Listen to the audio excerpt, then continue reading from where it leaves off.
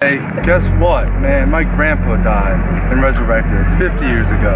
And he talked to 50 people. Do you believe me? No, you think I'm crazy. I don't think you're crazy. I'm going to ask you, what's the evidence that your grandpa really rose from the dead 50 years ago? I have a book here. Well, give me the evidence that your grandpa rose from the dead, and I'll look at the evidence. How is it just to put a person who is a good person by society standards and a person who has killed many people in the same boat? Like, why, if a God exists, why would he do that? Doesn't Jesus say he forgives everyone if you accept him anyways? I can do whatever the I want. Jesus is going to forgive me for everything. Like, No, God only forgives us when we ask him for forgiveness. We have to ask him for forgiveness. In humility, we have to ask him to forgive us. Now, think about this. If I steal $500 from this guy, and he says, Cliff, you stole $500 from me. And I say, well, here's $250. He says, wait a second, Cliff. You stole $500. You owe me more than $250. And I say, bug off. I think I owe you $250, so here's the $250. See, the problem with that is, it's his $500 that I stole. And for me to think that I just can give him $250 and that's justice is wrong. you should give him interest. Okay? Well, according to Christ, it's God who I've sinned against. And it is God who defines what I owe him. And according to God, when I sin, what I owe him is my life. The wages of sin is death. God's a selfish. What if he owes Why me is when God I a get selfish cancer? person? I think God should give me something nice if I get cancer. He's the one who gave me it. You know, like, if I have to give God all this when I get cancer or HIV or some disease, doesn't God owe me something?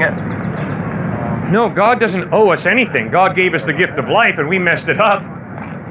So God has been very generous. God gave his only son Christ to bleed and die on a cross. So, God has given himself for us. Now, the question is, how are we going to respond to God's grace, to his generosity? That's the question. How are you going to respond to God's love, to his generosity? How am I going to respond to God's love and God's generosity? That's the issue. Think carefully. Now, why do you say that God is such a horrible being? Sir, what's your point? Why do you think God is such a horrible being? Because he's jealous and selfish. Jealous? Yeah. No gods before me. I mean, why does it matter to him? He's an omnipotent being. It has no effect on him whatsoever. Good. What we do. Good. Why does he care? Very good. Okay, I have 3 sons. If one of my 3 sons is buying into drug addiction, and he goes out on the street corner and meets with a drug dealer, if I'm not jealous for my son's allegiance, there's something wrong with my love. If I walk into my house and my wife is in the arms of another man and I experience no jealousy, then I don't understand what love is. You don't have 6 billion sons. Yeah, but when we talk about God's jealousy, we're talking about his love, which is committed to us. And because his love is committed to us, when he watches us go after idols that lead to destruction, he is jealous. Yes, he's so committed to us that he gives cancer to good people. God doesn't give cancer to good people. Really? Really? Who gives cancer to good people then? You and I live in a cursed, messed up world, just in case you haven't noticed. Wasn't Jesus supposed to? And there's a lot of change that havoc to and a lot of Messiah? chaos. And when you read the Bible, you bump into Genesis chapter 3. And in Genesis chapter 3, we read about a fall. And it's a big fall. It's not a question of someone stubbing their toe. Adam and Eve commit cosmic treason against God. There's a major fall. And that's where the earth is messed up. What's the point of the book of Job? Did Job sin? Is that why he suffered? No. Job suffered because he was born into a cursed, unfair world. Job suffered because God had a bet with Satan. Yes, Satan obviously challenged the integrity of Job's faith. Correct. So God has a gambling problem. No. It's an issue of free will. It's an issue of free will. And obviously Satan's point was, the only reason Job has faith in you is because he knows who butters his bread. And his faith is just based on you unloading the goody-goodies on him. And once you take the goody-goodies away, he'll curse you to your face. But we're missing the point that God felt he had to prove himself to Satan. Why did he feel he needed to prove himself to Satan? God didn't have to prove himself to Satan. He didn't have to, but he felt he needed to. No, and he did did it. not. The book of Job is not about God proving anything. The book of Job is a challenge of, is Job's faith based on having the goody-goodies in life delivered on a silver platter, or is Job's faith based on the character of God being good in spite of the circumstances of life? Jesus Christ contradicts Buddha, Muhammad, the avatars of Hinduism. The law of non-contradiction applies. A and non-A cannot be both equally right in the same way at the same time. Gotcha. Okay. Now, the question is, does the evidence support Jesus Christ as being reliable, or Siddhartha Gautama Buddha, or Muhammad, or Shirley MacLaine, or whoever you're seriously considering? I mean, the evidence I've seen, no, and no, to answer all those questions. Well, how in light of the fact that Jesus lived a sinless life, he taught amazing ethical teachings. Robert Cole, psychology professor at Harvard University, points out, all the writings on ethics over the past 2,000 years are simply footnotes to the Sermon on the Mount. When you read the Sermon on the Mount, it's obviously the teachings of an ethical genius. Thirdly, as Jesus dies on a cross, instead of cursing his enemies the way I would have, he prays, Father, forgive them, for they know not what they do. And then fourthly, 3 days after he dies, he physically, bodily rises from the dead, and over a period of 40 days appears to over 500 people who see him risen from the dead. The evidence is you can trust Christ because he's credible. Okay, guess what, man? My grandpa died and resurrected 50 years ago, and he talked to 50 people. Do you believe me? No, you think I'm crazy. I don't think you're crazy. I'm going to ask you, what's the evidence that your grandpa really rose from the dead 50 years ago? I have a book here. Well, give me the evidence that your grandpa rose from the dead, and I'll look at the evidence. I have a book. You want the book? I thought you guys were at a very fine institution of higher learning, where you're being taught. Demand evidence before you believe. You've got to look for the evidence. Now, the historical evidence is Jesus lived a sinless life. He taught amazing ethical teachings. He died on a cross forgiving his enemies, and he rose from the dead. There's no evidence. What? The evidence is eyewitness accounts from people a couple thousand years ago. Yeah. That evidence wouldn't fly.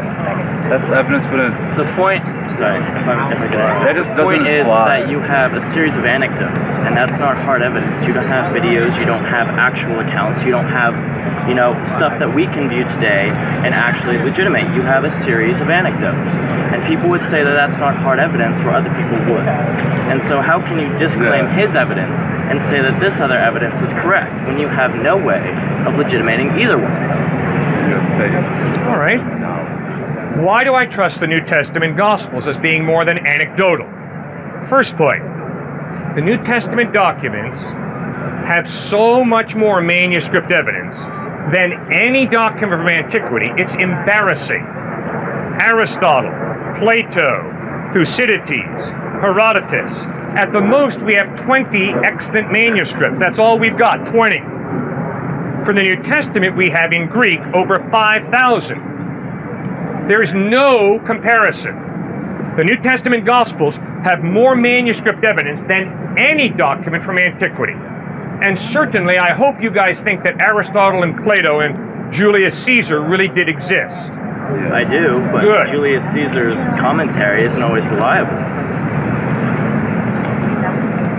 Julius Caesar wrote about the Gallic Wars. I hope you think the Gallic Wars took place, because the historical evidence is they did. They did, but Julius Good. Caesar was a politician. Yeah. He wrote for entertainment, not only for the purposes of his own re-election. Good point. If you use evidence, it ceases to be faith. That's where you and I disagree. I would argue that if you believe something with no evidence, that is blind gullibility. Dude, took the words right out of my mouth. Good. Honestly. We're thinking together. Yeah. Faith had better be based on evidence. Otherwise, it is blind gullibility. Right. Right? Right. Okay. If Jesus Christ had been a first century Jimmy Jones or David Koresh, do you think I would put my faith in him? No.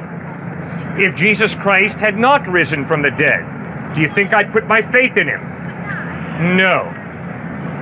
It is because Jesus Christ lived the quality of life that in my best moments I've tried to live, but have failed. And secondly, it's because Jesus died and rose from the dead. That is why I take a step of faith and trust in him.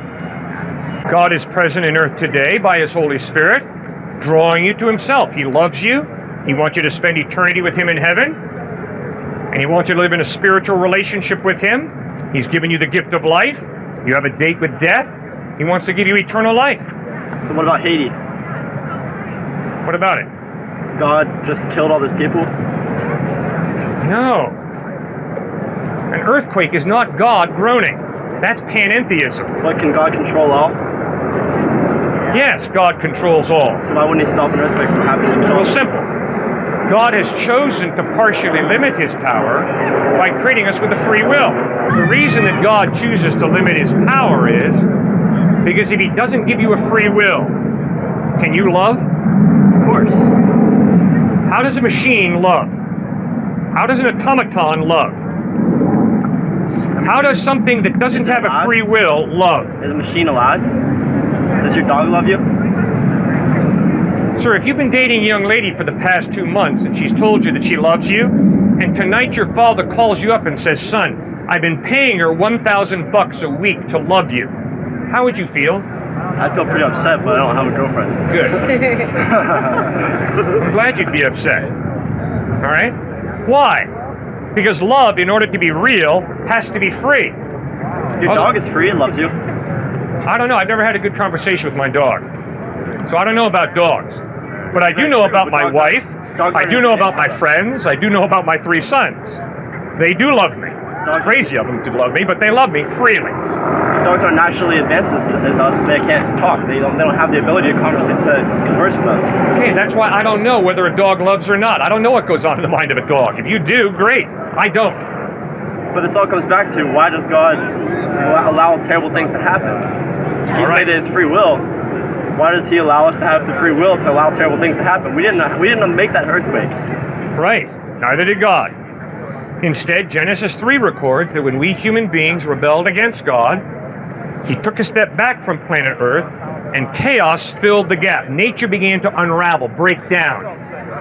And so we're born into a cursed, messed up, unjust, unfair world. Not because God created it that way, but because we human beings told God, get lost. He steps back from planet Earth, and chaos erupts.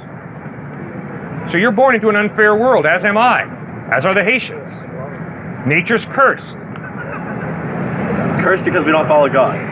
Cursed because we told God, get lost. He steps back from planet Earth, and chaos erupts. So why do good people die for no reason then? Because life is chaotic and messed up. Then why should we feed the hungry? Why should we feed the hungry? Yeah. We should feed the hungry because they have real value as human beings created in the image of God. Because God created us with an understanding of justice and love and compassion, and God holds us responsible to feed the hungry, because that's why he created us, to love. And when you see someone who's starving, you got to feed them. When you see someone with cancer, you got to try and find a solution to their cancer. Why must it be done for God? Why can't I do it out of the good of human will? You can do it out of the good of human will. But God says it has to be done for him. No, God doesn't say it has to be done for him. But the question is, why do you do it out of goodwill? Why? Why do you feed the starving out of goodwill? Why? Because I care about people. I want to see people succeed. I want to see people happy. Good. Okay, now do you think that's real? Of course. You don't think it's just relative? You think it's really absolutely good? I truly care about everyone here. Good.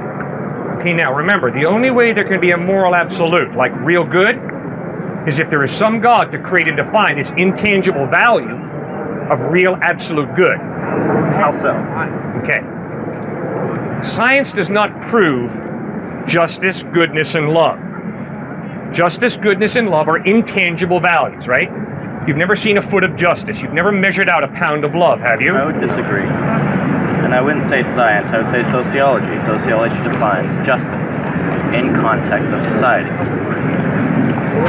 Justice Okay. differs from society to society, and you can measure it, you can quantify it in terms of society, in context. It's not an absolute concept that is universal through every human being.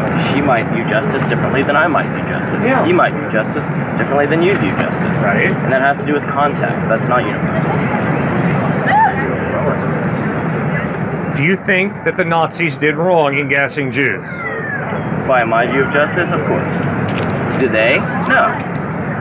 Do you think that there's a value of justice that is above your cultural law? Of course. There's different views of justice, yes. No, but is there a law, Above, is there a value some- of justice? Is there some staple of what justice is? No, I don't think so. Okay, good. You've heard of the Nuremberg trials? Yes. 1945 to 1949, right? Now, the lawyers for the Nazis were brilliant.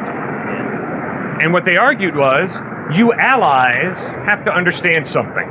These Nazi soldiers gassed Jews because their commander told them to. Yes. Secondly, because their culture told them to. Yes. So who do you Americans and English and French think you are in judging Nazis who were simply following orders and their culture? The Nuremberg trials shut down until the American counsel, Robert Jackson, stood up and said there is a law above the law. And according to this law, above the law of culture and powerful people, gassing Jews is absolutely wrong. And what law was that? Bingo. That's what you got to answer. No, that's the question I'm asking you. What is the Obviously- law that they said? Obviously, the only way there can be a law above the law of culture is if there is some type of mind prior to the human mind that defines what is just versus what is unjust. I'm standing here saying, you know, because you have a conscience and a rational mind, that gassing Jews is absolutely wrong. I was a strict Christian for the longest time until I started reading about how the religions steal from one another, and then I read all of Stephen Hawking's works and how the Earth came about and the possibility that the Earth has been around. I mean, I'll still honestly tell you, I guess I'd say I'm agnostic then. I have no idea, you know. I'm a skeptic. I know that there's no way to know if there's a God or not, and so I don't really waste a whole lot of time on it, because I'm going to be the same person morally that I am whether I believe that there's a God or not. So as far as Jesus goes, I probably don't really believe that. I believe that religion is a tool used to control people and to get them to think a certain way. But my personal morality, I would live the same way whether I thought there was, you know, whether I believed in Jesus or not. So it's not really taxing to me because... Okay, the eyewitnesses of Christ who saw him risen from the dead, who wrote about him, what did they benefit versus what did they lose? Well, I mean, you have to assume, you have to wonder who actually, I mean, nobody knows who exactly wrote what book and when. I mean, they're not copyrighted, and, you know, I mean, they very well, you know, they know years around when they've been published or when things have been found, but I don't know who wrote them. I don't know if they were there. I don't know. Again, why would you do something like that? Because you can control a very large group of people.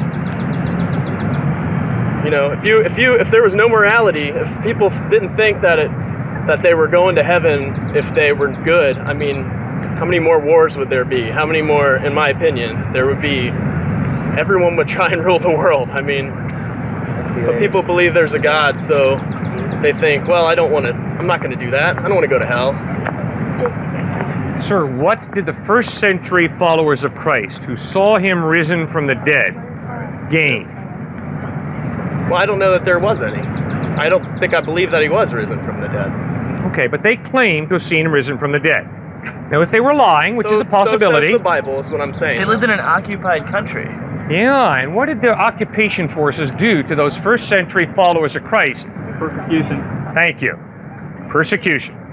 So, the folks who made up this lie, this hoax, that Jesus had risen from the dead, they didn't gain anything from their lie, did they? What they got was persecution and death. But the Bible is published. But they martyred themselves, and look where they are today. That's No, not they didn't occupied martyr country by themselves. Rome anymore, is it? The Romans martyred them. Nero, Diocletian. The Romans martyred them. And why did they martyr them? These guys who said they saw Jesus risen from the dead, stood before the Roman soldiers, and the Roman soldiers said, say Caesar is Lord and live. Just to include Caesar to your pantheon of deity, and we'll let you live. Or else maintain that your Jesus is Lord, that he is risen from the dead, and we will kill you for it. So remember what you're saying.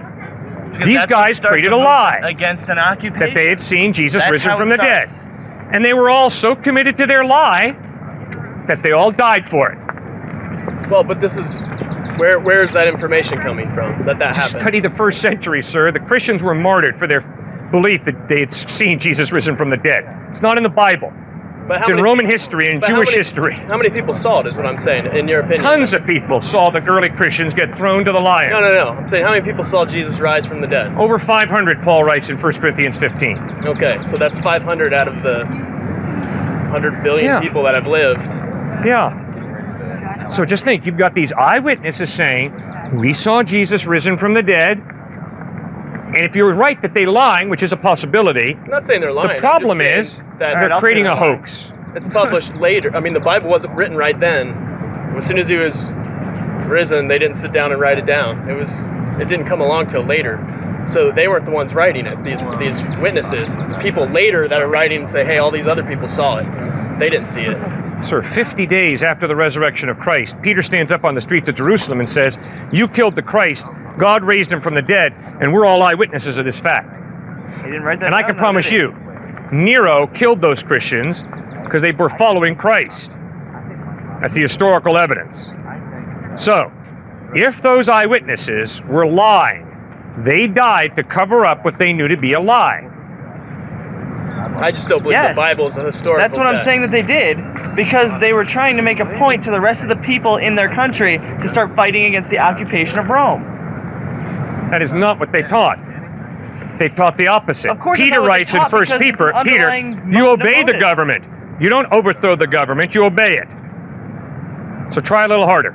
So you're going to tell me that the Jews who were occupied by Rome they wanted Rome there? No, we're not talking about that. We're talking about followers of Christ in the first century who said, we have seen Jesus risen from the dead. What did they gain from that? They gained persecution and martyrdom, Yeah. which means The potential your to end theory the is occupation these of guys Rome. created a hoax, That a is the answer I lie, keep giving you, and you that keep Jesus ignoring had it. risen from the dead. My problem with your theory is you don't get a bunch of people to cover up a lie by dying for it Sure you do. when they know it's a lie. No, you don't. Why not? Why not? Because psychology shows that if you know it's a lie, you're not going to sacrifice too much comfort, needless to say your life, to cover up what you know to be a lie. It's about the greater good. If I can get 500 people together that say the greater good is more important than my life. In fact, I'll throw my own hat into that ring You'll die to cover up a lie? if it's for the greater good. Well, if you think that the greater good is served by you lying and covering up a lie, wow.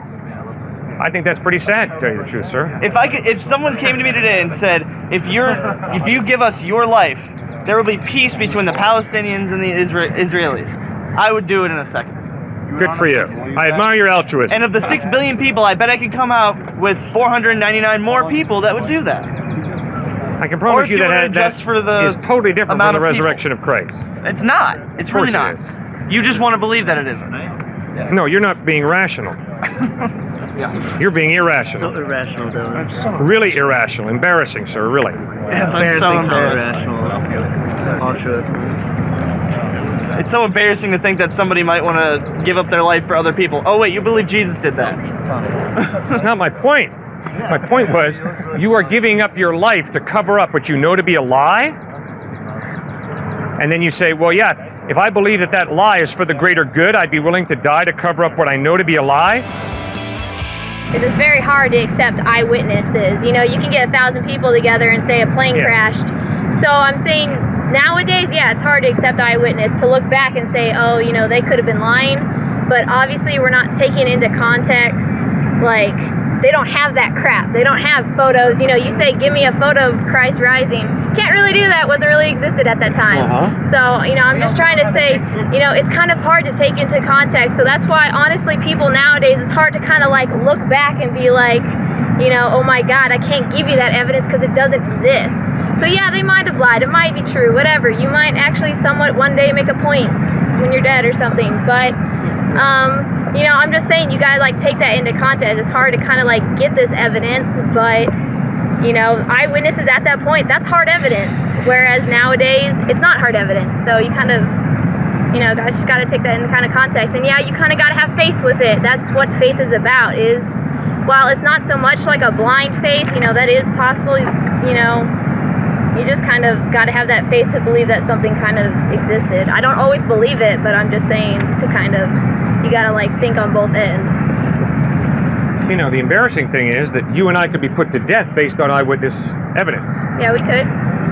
In a court of law in the United States, you and I could be put to death based on eyewitness.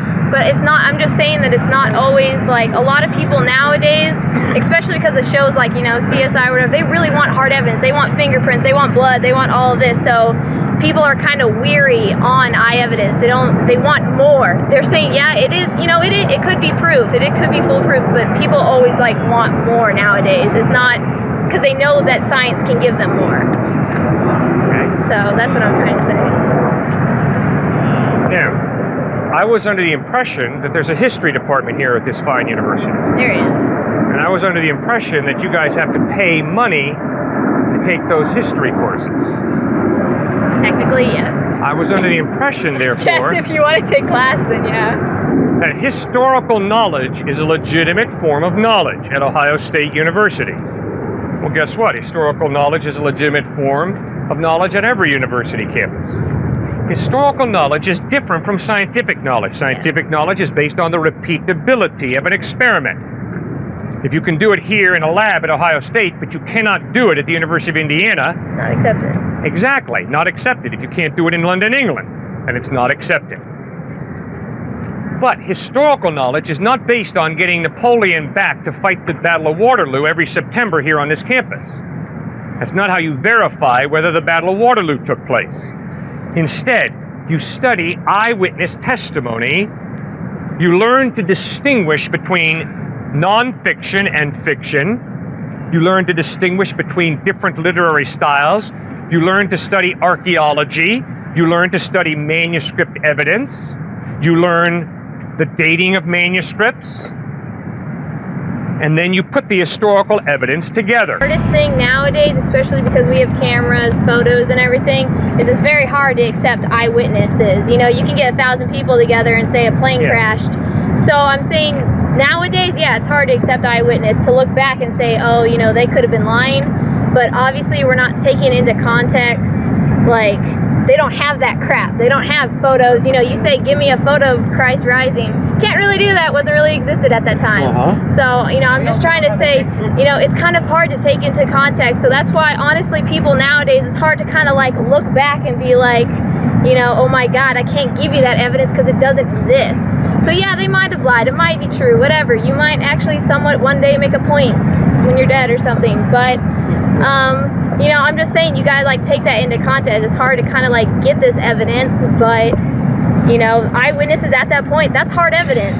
Whereas nowadays, it's not hard evidence. So you kind of, you know, guys just gotta take that into kind of context. And yeah, you kind of gotta have faith with it. That's what faith is about. Is while it's not so much like a blind faith, you know, that is possible. You know, you just kind of gotta have that faith to believe that something kind of existed. I don't always believe it, but I'm just saying to kind of, you gotta like think on both ends.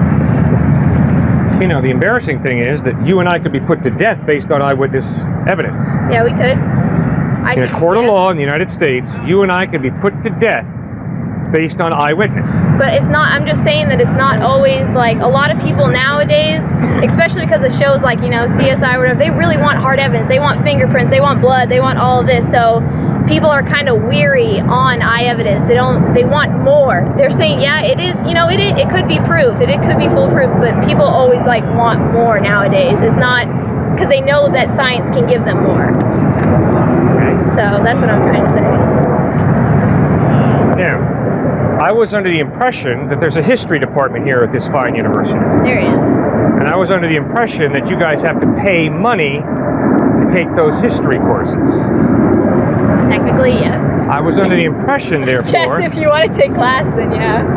that historical knowledge is a legitimate form of knowledge at Ohio State University. Well, guess what? Historical knowledge is a legitimate form of knowledge at every university campus. Historical knowledge is different from scientific knowledge. Scientific knowledge is based on the repeatability of an experiment. If you can do it here in a lab at Ohio State, but you cannot do it at the University of Indiana, Not accepted. exactly, not accepted. If you can't do it in London, England, then it's not accepted. But historical knowledge is not based on getting Napoleon back to fight the Battle of Waterloo every September here on this campus. That's not how you verify whether the Battle of Waterloo took place. Instead, you study eyewitness testimony. You learn to distinguish between non-fiction and fiction. You learn to distinguish between different literary styles. You learn to study archaeology. You learn to study manuscript evidence. You learn the dating of manuscripts. And then you put the historical evidence together. Do the same thing with the Gospels. The manuscript evidence is embarrassingly wealthy. The gap between the fact of Jesus living, dying, rising from the dead and the first written documents is about 20 to 60 years. The gap between the writing of those documents and the first manuscripts that we have is about 60 years. The John Rylands University Library has a fragment of the Gospel of John, chapter 18, that is dated between 117 and 130 AD. That's within 60 years of the writing of John. There is no document from antiquity that even approaches the New Testament in number of manuscripts, short gap between the historical event and the writing of the document, short gap between the writing of the document and the first manuscripts that we possess today. The Bodmer manuscript in the Bodmer Library in Geneva, Switzerland, is the first 17 chapters of the Gospel of John, dated 200 AD. That's 130 years within the writing of the Gospel of John. You take the writings of Aristotle, Plato, Thucydides, Herodotus, and you have at the most 20 manuscripts, and they are between 1,000 and 1,400 years after the writing of Herodotus.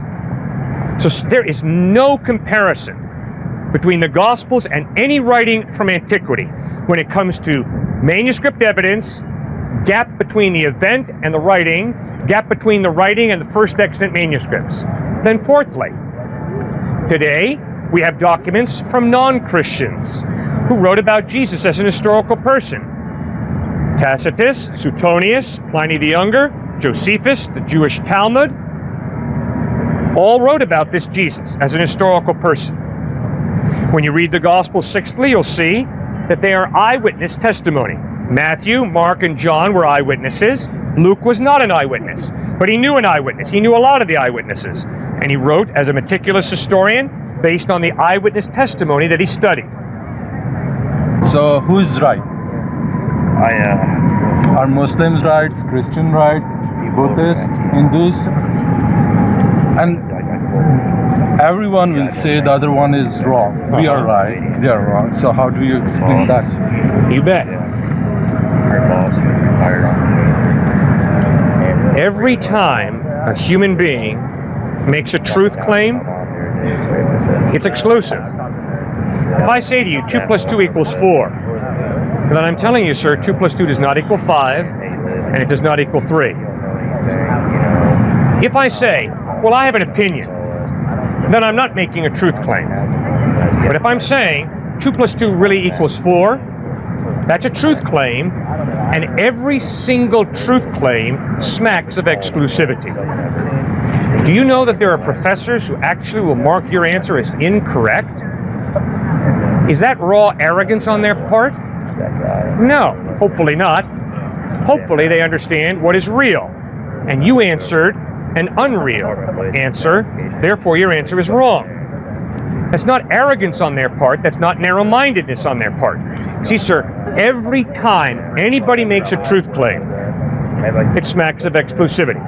The person who says to me, all religions are the same, Cliff, and you got to realize, you got to lighten up about this Jesus thing. They're all the same. That's a truth claim. The truth claim is, Muhammad is wrong, Jesus is wrong, Buddha is wrong, all religions are the same. Fine, I understand. But I hope you're not going to be so hypocritical intellectually as to try and persuade me that that's not a truth claim. The statement, all morality is relative, is a truth claim. It's saying all those who think that morality is absolute in any way are wrong. All morality is relative. See, sir, you cannot make a truth claim without it being exclusive. That's the first point that we all got to remember. Second point, Muhammad claimed to reveal God accurately. Well, nothing wrong with that. The question is he right or is he wrong? Jesus Christ claimed to be revealing God accurately. Nothing wrong with that claim. The question is he right or is he wrong? Buddha didn't address the question of God, but I certainly respect his grappling with the problem of suffering. But he didn't even talk about God once. He was totally agnostic when it came to God. Hinduism, the avatars of Hinduism teach that there are thousands of gods. Well, nothing wrong with that claim. The question is it right or is it wrong? So the only way to answer the question, who's right and who's wrong, is by studying the evidence and asking yourself, does the evidence point to Muhammad being in touch with reality or not? Now, how do you answer that question? Well, what did he teach? How did he live his life? How did he die? What happened after his death? And do the same with Jesus. Do the same with Siddhartha Gautama Buddha. Do the same with Shirley MacLaine, Tom Cruise, or whoever you're seriously considering. Where's the evidence that you believe in Jesus Christ? It's the Bible. It's a story. There's nothing that can prove it's true, but there's nothing that can prove it false. Oh, yes, there is. Explain. All you got to show me is that Jesus didn't rise from the dead, and my faith in Christ is bankrupt. See, that's part of why I like faith in Christ. But that was a story. No, it's not a story. It's an historical claim. Okay. Just as... I'm trying to think of another claim that's been made. Zeus. Okay, Zeus. Good. There you go. Now, all you've got to do is put together tests that you use to determine historicity. But that's using science. No, that's not science. A test is not science. Correct. Listen to the test. It's a logical test. It's an historical test. It's Is not that science. not what science is, though? No, sir. Science? A test is observation, which is what science is based off. Nothing in science can be proven true. It's all based on observation. But it's also based on repeatability. And you need to find that one thing that proves that repeatability wrong. Right. So therefore it can't be true, because it's not falsifiable. Yes, science is falsifiable. You've got to be able to do the experiment, not just in Columbus on the Ohio State campus. You got to be able to do it even at the University of Michigan in Ann Arbor. Horrible thought. You've also got to be able to do it in Calcutta, India, in London, England, and in Brazil. And if you can't repeat the experiment and have the same result... Method, I believe what you're talking about. Pardon? A scientific method. Yes. You have to be able to replicate your... Exactly. Thank you, sir. That's exactly what I'm saying. Oh, by the way, I'm Harry the Heckler. You're Harry the Heckler. Okay, Harry the Heckler, good to meet you. I can't stay long because I have to go to work. Well, I'm glad you're a working man. So am I. That's great. All right, now. Okay, no, hold on. You have to be able to replicate science, right, to prove it's true? Replicate the experiment. How come Jesus hasn't been replicated then? Correct. Neither is Abraham Lincoln or George Washington or Napoleon or Alexander the Great. You see, sir, that's one of the differences between historical knowledge and scientific knowledge. Historical knowledge is not based on the repeatability of an event, right? Yeah. You don't repeat the Battle of Waterloo. You don't repeat the assassination of Abraham Lincoln, right? Historical knowledge is not based on the repeatability of an event. It is based on the trustworthiness of eyewitness testimony. Somebody saw Lincoln assassinated. They wrote it down. You study it in history. All right? Well, can't you trust science then, based on what you see? I can promise you, sir, I trust the scientific method to tell me scientific truth. Yes, sir. I trust mathematical knowledge to give me the truth about mathematics. There are many different forms of knowledge. And I also trust historical knowledge. But I have some tests that I use to determine the difference between fiction and nonfiction, between a mere story, a myth, versus an historical fact. At the end of World War II, General Dwight D. Eisenhower called journalists from the United States and England and all over the world to come to Nazi Germany to record Dachau and Auschwitz. Why? Because Eisenhower was concerned that people would say, this is Allied propaganda, the Holocaust. And Eisenhower wanted it clearly documented that no, Dachau and Auschwitz and Buchenwald are not Allied propaganda.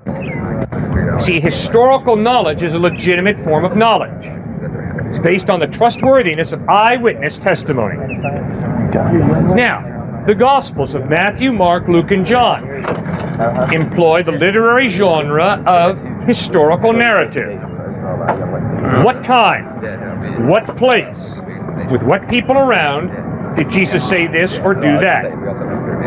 So would it not be true that your view of how you feel about your own life would, as you more focus on God, would less depend on how this person's life is? Like, if you have less money, then without God, you're going to look at yourself as less important than them. But if you become closer to God, then will you not start to, like, God will give you the viewpoint that He wants you to hold for your life, which will make you happy universally because you know where God wants you, if that makes any sense.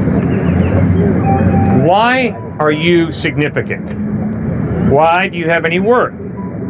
Why do you have any value? And my atheist and agnostic friends say, because I say so. Really. If I go around saying, I am the greatest, I am the greatest, does that make me the greatest just because I assert that? No. False. I am not the greatest just because I say I'm the greatest. If, in reality, you and I are hunks of primordial slime evolved to a higher order, to try and argue that we have worth and significance is a joke. It is a total farce. It's an illusion. If you are simply a hunk of primordial slime evolved to a higher order, you have no worth, you have no significance, you have no innate dignity.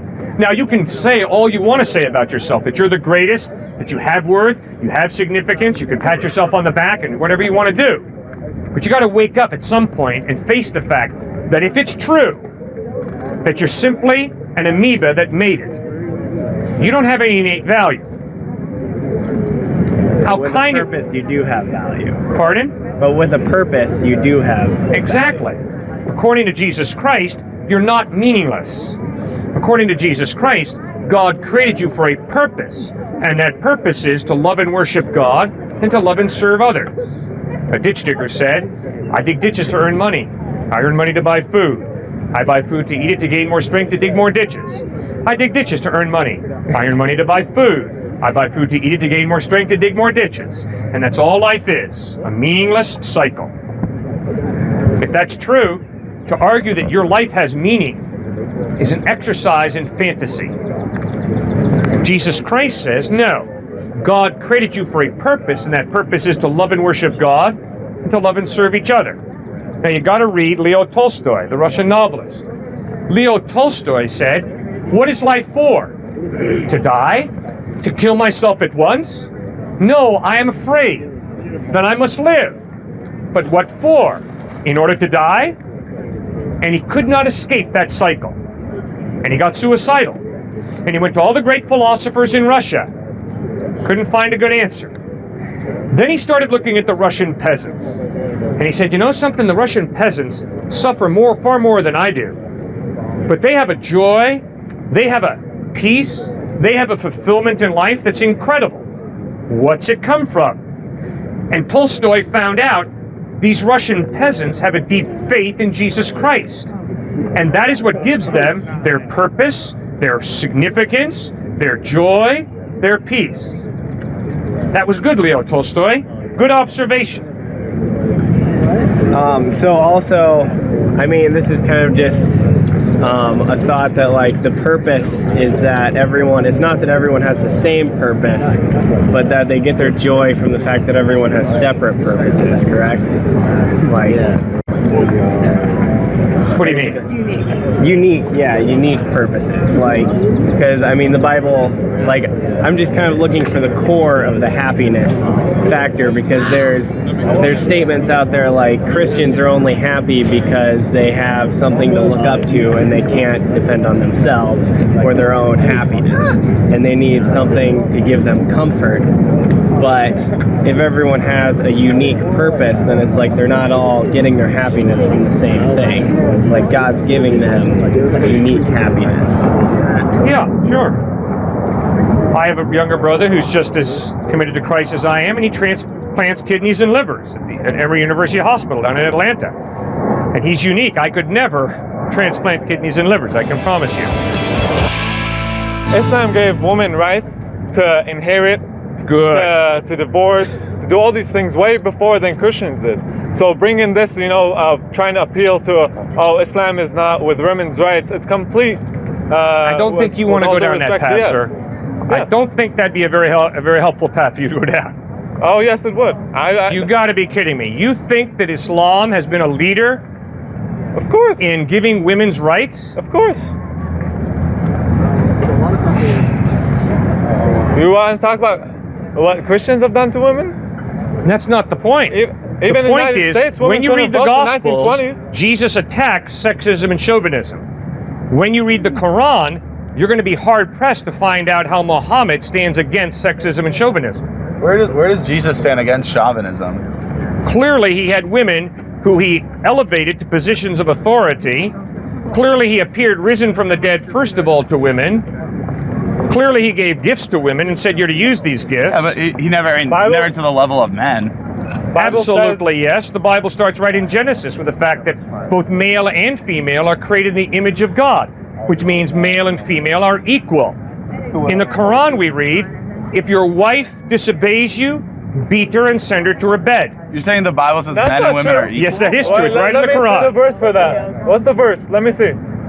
I cannot remember the surah, but I can promise you if you read Surah 33 and Surah 66 of the Quran... I guarantee you that's not what it says. I guarantee you it is. No, it's not. If you read Surah 33 and Surah 66, you will read that Muhammad teaches that all men are allowed to have 4 wives, but Muhammad has a vision from God where he's allowed to have more than 4 wives. Now, if someone's going to tell me that God told them all men can have 4 wives except me, I'm allowed to have more than 4 wives, my skepticism begins to rise quickly. I'm not sure I'm going to trust that person. But when I read the Gospels and examine how Jesus Christ treated women, men, people, that demands respect. The way he treated women and men and all people, the way he treated the woman caught in the act of adultery in John chapter 8. Men are about to stone the woman. Jesus bends down and writes in the dirt. They pressure him. Come on, can we kill her? She committed adultery. He stands up and says, men, the one among you who's never committed a sin. In other words, guys, the one among you who's never had a desire to commit this sin.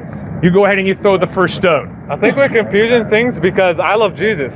So you're saying Jesus did all these things when I'm telling you he's a prophet to me, but what you're saying is worship Jesus as if he's God, when I don't think that Jesus would want us to worship him when he worshipped somebody else, which is, in the Quran it says that the Bible has been, people have wrote extra on it, and we believe the Bible, the original Bible was the Word of God, and then people started writing their own verses. That's why you have a Catholic Bible, and then you have King James Version. They have different verses, and we know that. So there's been a lot of, even according to Christians, the Bible has changed a lot since it was first written. No, it has not. Yes. And the first time that people decided that Jesus was God was 300 years in a meeting between the different Christian factions. That and they would weren't be sure totally if false historically. Jesus was equal to God or Jesus was a prophet. And there were many groups, and they decided 300 years afterwards that Jesus was equal to God. No, sir. And you know what meeting I'm Study talking the first. about. Yeah, you are totally twisting. You're very similar to Dan Brown. Dan Brown did a great job twisting the New Testament in the Da Vinci Code. And you're doing the same thing. And I understand. I've debated wonderful Muslim professors, and I respect them as human beings and love them as human beings. But, sir, if you study the first century, the second century, right 50 days after Jesus is risen from the dead, he is worshipped as God. It's not the Council of Nicaea that deified Christ and started the worship of Christ. Christ was worshipped as God right from the get-go. Were there factions that didn't agree that Jesus was God at the beginning of that meeting or not? Sir, there are Christians today that are in the KKK. They support apartheid in South Africa. There have been Christian Nazis. There are all types of warped Christians. That doesn't change who Jesus is. Tells you a lot about those warped Christians. Tells you nothing about Jesus. You see, sir, if you asked me, hey, Cliff, why are you not Muslim? And if I were to say to you, because I had a lot of buddies die in 9/11. A lot of my friends were in the World Trade Center. And it's because of those two terrorists that flew those jet airliners into the World Trade Center, killing my buddies. That's why I reject Muhammad. You know what I would be? A narrow-minded bigot. Just because two Muslim terrorists fly two jet airliners into the World Trade Center tells me nothing about Muhammad. And I better have the open-mindedness and the intellectual honesty to go to the Quran and read the Quran and find out, what did Muhammad teach? How did Muhammad treat people, including women? Then I make my decision on who Muhammad is based on who he is, not by how he's been misrepresented by two terrorists that fly jet airliners into the World Trade Center. Now you got to do the same with Christ. You better not use the Crusades, the Inquisition, and the Salem witch trials to run away from Jesus, because those are examples of horrible perversions of Christ. You better be open-minded and intellectually honest enough to go to the source documents, the Gospels, Matthew, Mark, Luke, and John, read them simply as history, and ask yourself, does the historical evidence point to Christ being a quack, a fraud? If it does, reject him. Or does the historical evidence point to Christ being totally reliable? If it does, put your faith in it. And then that's what I'm saying. It shows that Jesus is reliable, but what I'm saying is it doesn't show that Jesus wanted people to worship him, and it definitely didn't show that he was acting like God on earth. He said he was there to fulfill what the Father wanted him, which is God. I'm using the Bible. I'm not using... Sir, in the Bible, in the New Testament, he claims to be God. He said, I don't know when the end days are. Right. So only Matthew the Father 24. knows. How can he not know when the Father... How is this God if he doesn't know everything? Because he chose to limit himself and become a human being in Jesus of Nazareth. And when he's crucified, nothing happens to the world, everything's okay? No, everything's not okay, but I can promise you the world doesn't fall apart because Jesus dies on a cross. So, Jesus is part of God, God the Son, dying on a cross. When Jesus is dead, God is still alive. God the Father, God the Holy Spirit are still alive. So those two are equal to Jesus? Yeah. Okay, so Jesus not alone. He's not just the only God. That's right. He's not all of God. Jesus prayed to his Father in heaven. He wasn't talking to himself. He prayed to his Father. So God is three, and three of them are equal to each other. So if three of them die, then the world is screwed. Yeah. If all of God were to be dead, yeah, that would be horrible. So but that ain't going to happen. When I brought like those passages where Paul says like women can't teach or women shouldn't have authority, women should cover their heads. Yeah. He said, he was just talking to those specific people. That was his reason. But like in 1 Timothy, like Paul says, like women should learn quietly and submissively. Do not let women teach men or have authority over them. Let them listen quietly. And then the reason that he gives for that has nothing to do with people in the specific church that he's talking to.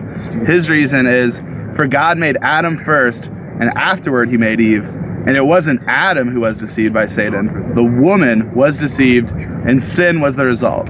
But women will be saved through childbearing, assuming they continue to live in faith, love, holiness, and modesty. Like, to me, that doesn't say, like, oh, this is just for these people. Like, he gives the reason. It has nothing to do with this specific instance. It has to do with Eve is an idiot, and she caused this huge problem of sin, so this is their punishment. You honestly think that Paul writing at the end of 1 Timothy chapter 2 that women are going to be saved through childbearing? You honestly think that is a universal prescription that he's making? Clearly. You know better than that. What point do you think he's making by bringing He's that up? obviously dealing with a very specific problem that Timothy is dealing with as a young pastor in the city of Ephesus. And in Ephesus, we learn in Acts that they worship Diana of the Ephesians, a goddess. So they're into pantheism, they're into Mother Earth worship, they're into goddess worship, and Timothy is really in a jam trying to figure out how to straighten out a really chaotic situation. And Paul is writing very specifically that women will be saved through childbearing, not meaning by that the way to heaven is to have babies, ladies. That's tribal patriarchalism. That's not what Paul was teaching. Instead, he's saying the Gnostic thought that the body's evil and that childbearing condemns you to hell or is evil is baloney. Women will be saved even as they bear children, even as they bring children into the world. So you got to figure out in 1 Timothy chapter 2, what on earth is he addressing? The same way in 1 Corinthians, but when he begins 1 Corinthians chapter 7 with the words, it is better for a man not to marry, what on earth is he addressing? You better study that, and you better not build a whole view on difficult passages of the Bible. That's intellectually dishonest.